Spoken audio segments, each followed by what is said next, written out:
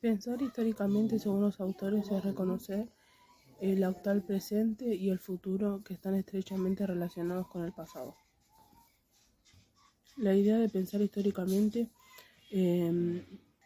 se puede definir como un marco de categorías y no hay una única forma de pensar históricamente. Nuestra idea de la historia está situada en el tiempo cultural en el que pertenecemos y en el que nos fuimos construyendo como sujetos. El trabajo de investigación tiene el propósito de recuperar rupturas, antecedentes y continuidades de la educación en la Argentina para construir nuevas formas de educación, teniendo en cuenta todo lo que atravesó la educación, que se tendría que mejorar y modificar para una mejor educación en nuestro país. El proyecto pedagógico educativo hegemónico y sus alternativas. Los encargados y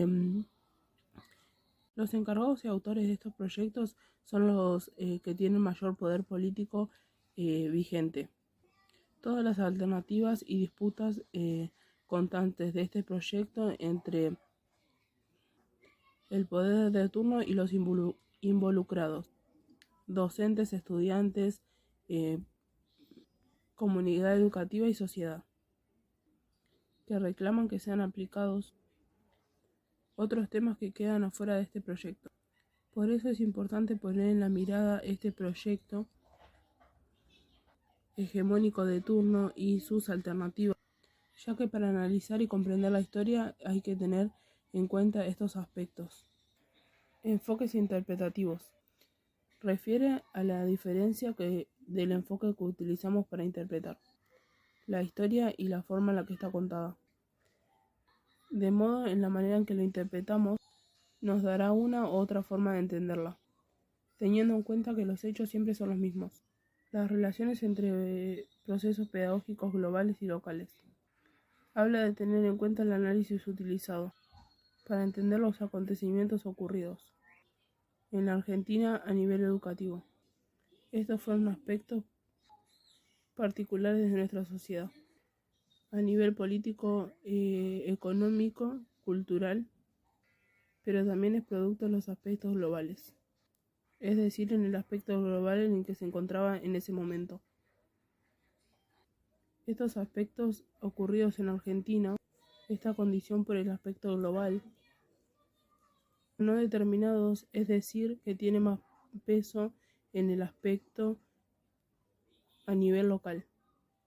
El trabajo con las fuentes y archivos tiene que ver en buscar la información necesaria, indagando en diferentes fuentes y archivos, como señala Sánchez Prieto. El historiador encuentra lo que busca, y esto dependerá de la subjetividad de la persona. Este trabajo con las fuentes y archivos está condicionado siempre con el enfoque interpretativo de la persona. Etapa de la colonización. Variable educación-religión. En este periodo se impulsó a la cultura española a través de la evangelización de la mayor parte de los pueblos originarios. Así la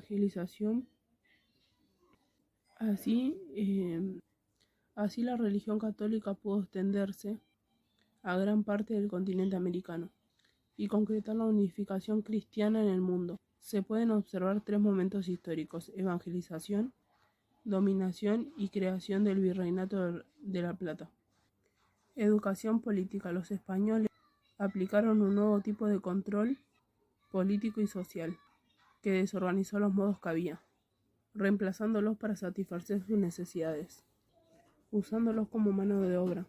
Se produjeron grandes transformaciones para garantizar el sometimiento. Los conquistadores crearon instituciones responsables de transmitir saberes y valores que garantizaban su ideología. Educación sujeto pedagógico. La relación pedagógica entre españoles y americanos se establecía como una relación de dominación. Solo los españoles podían educar y la enseñanza no era para todos, solo para un grupo selecto determinado por un orden social. La relación del que enseña y aprende era simétrica. Educación-economía. Se preparaba el sujeto para trabajar en la agricultura y ganadería con el fin de la explotación del territorio conquistado. Educación-finalidad. La finalidad era evangelizar para concretar la unificación cristiana en el mundo. La formación del sujeto independiente. Educación-religión. La educación católica ocupa un rol central. Se combinó el culto católico y el culto a los símbolos de la patria. Se comenzaron a diferenciar las creencias religiosas y a la concepción medieval del poder que otorgaba superioridad a la Iglesia sobre el Estado. Educación. El enfrentamiento que existía entre Cornelio Saavedra y Mariano Moreno reflejaba distintas posiciones pedagógicas. Saavedra prefería la concepción colonial y Moreno abría las puertas a la educación de ciudadanos modernos y democráticos. Se distinguían una educación federalista, popular con elementos federales, apoyándose en la participación de la sociedad civil y en la cultura de los pueblos para desarrollar una educación moderna. Una pedagogía liberal radicalizada sostenía la educación como una base del sistema educativo. Progresistas para naciones libres. La pedagogía liberal oligárquica quería modernizar el sistema importando la estructura y la ideología más elitista de la experiencia francesa. La pedagogía tradicionalista colonial anti-independentista definía a la educación colonial clerical. Rechazaba la educación de los indios y los mestizos. La pedagogía de la generación liberal de 1837 sostenía un sistema de educación pública escolarizada que abarcaba a toda la población. Educación sujeto pedagógico. El espíritu nacional prevalecía sobre el extranjero. Se implementó el método Lancaster, que requería de pocos docentes, que consistía en dividir a los educados en clases y ponerlos a cargo de monitores. Esta posibilidad era para alumnos aventajados. Se desdibujaba la educación educativa. Se pretendía enseñar a una gran cantidad de chicos al mismo tiempo. Educación-economía. Se considera a la agricultura como la base de la riqueza y a partir de esta se desarrolla el progreso. Educación-finalidad. El objetivo era el progreso de la patria y la educación y la formación de ciudadanos. La educación del sistema educativo nacional. Educación-religión. La Iglesia creía que su derecho era ejercer monopolio religioso y pedagógico. Representación. La moral, la verdad y el orden social. La Iglesia logró tener la obligatoriedad de la enseñanza religiosa en todas las instituciones provinciales. En el Congreso de 1882, la Iglesia sostuvo que debía dictarse una ley de educación de aplicación obligatoria a nivel nacional, pero triunfó que la escuela sería neutral. Los docentes describían a la educación laica, pero eran católicos. Comenzó la separación de la Iglesia del Estado, con la ley 1420 que la Iglesia pierde el poder. Educación política. La política educacional estuvo influida por quienes querían una nación políticamente descentralizada en Buenos Aires y quienes defendían una distribución federal del poder. Mitre tuvo una clara tendencia a la centralización y a la elitización del sistema. Sarmiento aceptó otorgar un poder sobresaliente del gobierno central, pero quiso que el sistema se apoyara en las instituciones de la sociedad civil. Educación sujeto pedagógico. El rol del que enseña tiene que el saber, sus funcionarios del Estado, garantizar el orden, la disciplina y el control. El rol del alumno es pasivo, mente, depósito carente de conocimiento. La relación es asimétrica, del que enseña y del que aprende. Educación, economía. El Estado invierte en la educación. Se sancionó la primera ley de educación, que estableció un fondo estatal permanente para su financiamiento.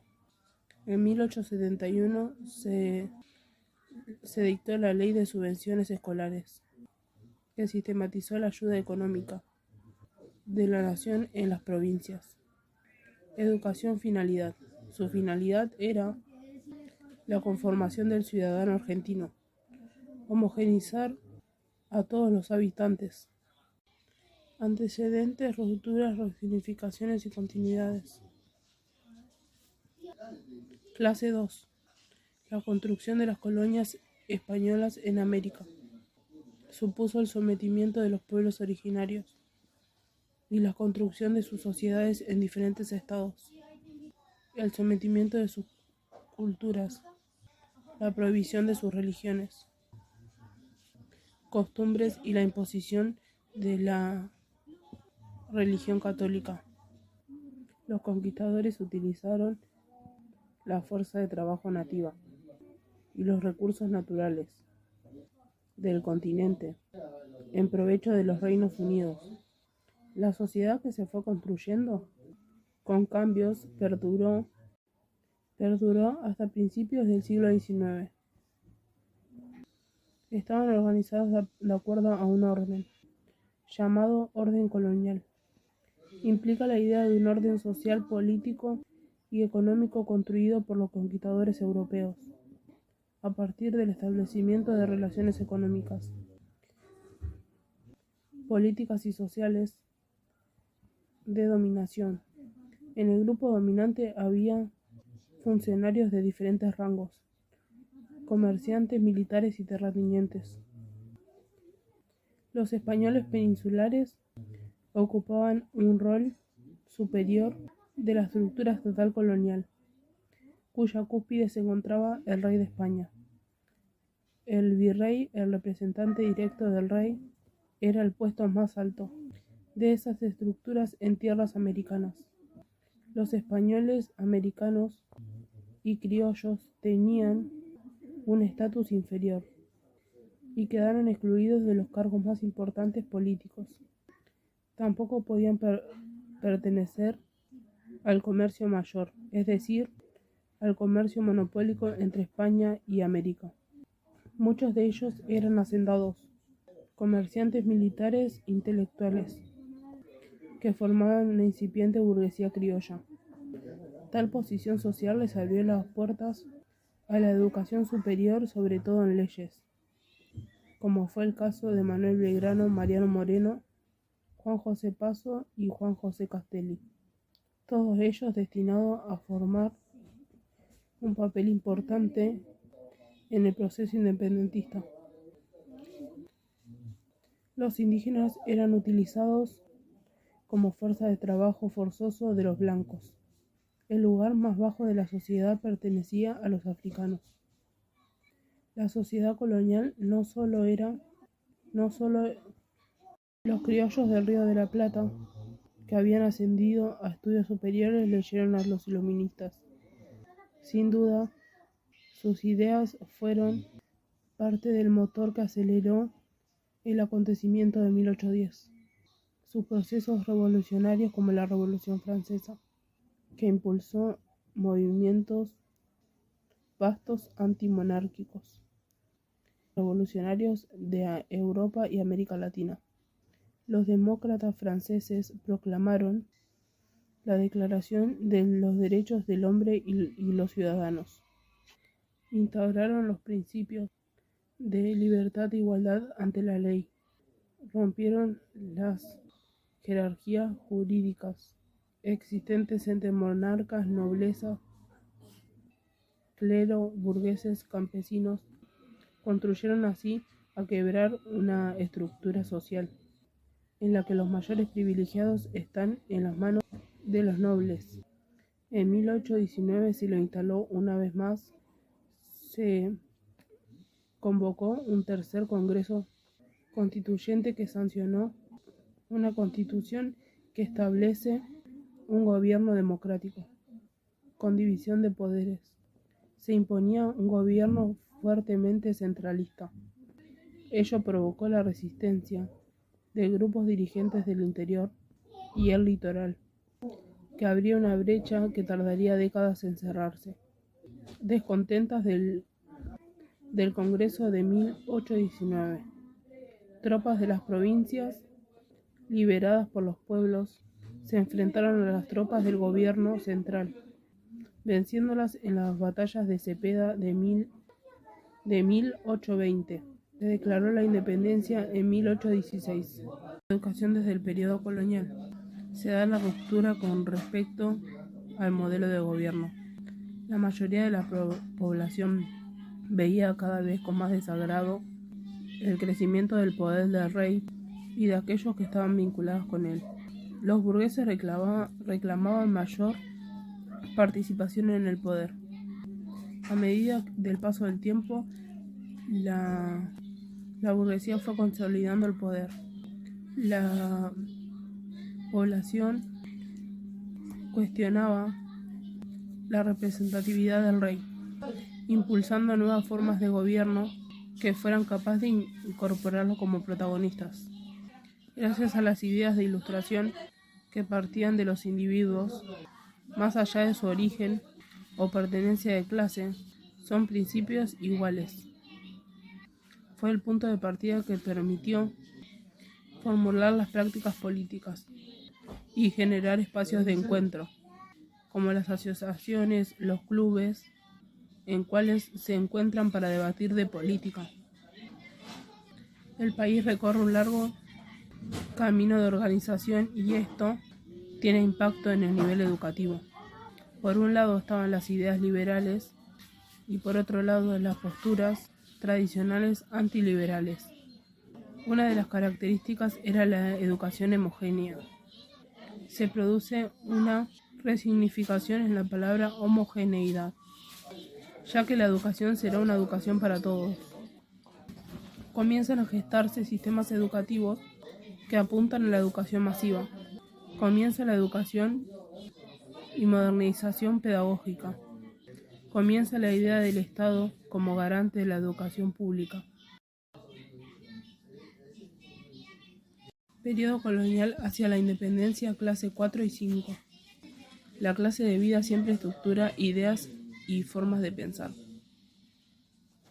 Las difíciles experiencias vividas en fábricas y conventillos condujeron a muchos trabajadores a resistir.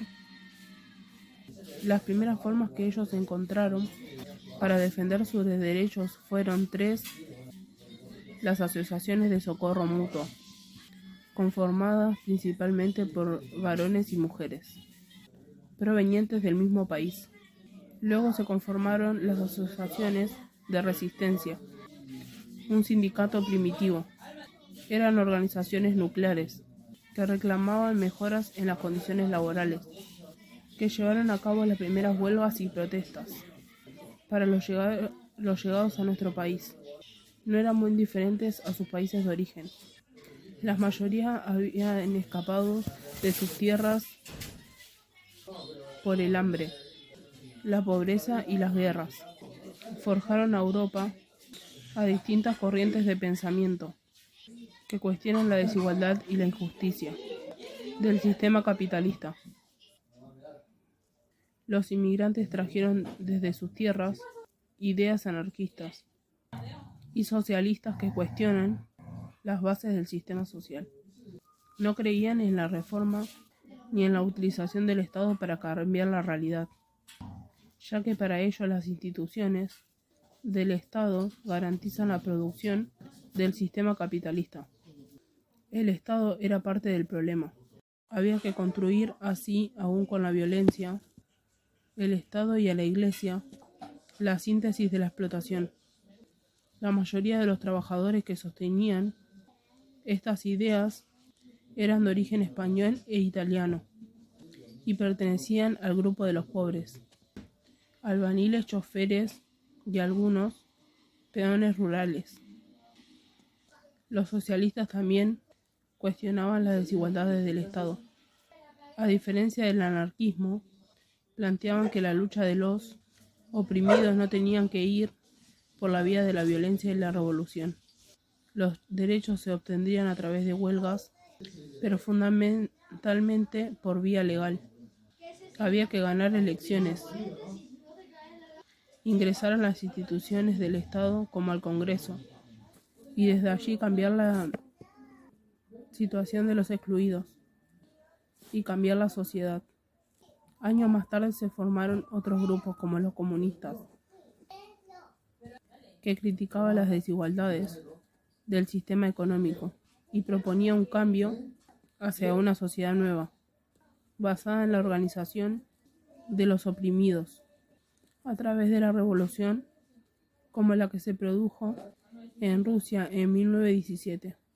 Tomaría el poder del Estado para construir una sociedad sin clase, sin propiedad privada, igualitaria y justa. Por último, en la década de 1910 prosperó una corriente denominada sindicalistas. No creían en las reformas políticas ni en la revolución social. En mi opinión, ver la historia de la educación nos muestra nuevamente cómo va cambiando, adecuándose, variando con el tiempo y responde a dudas y necesidades sociales.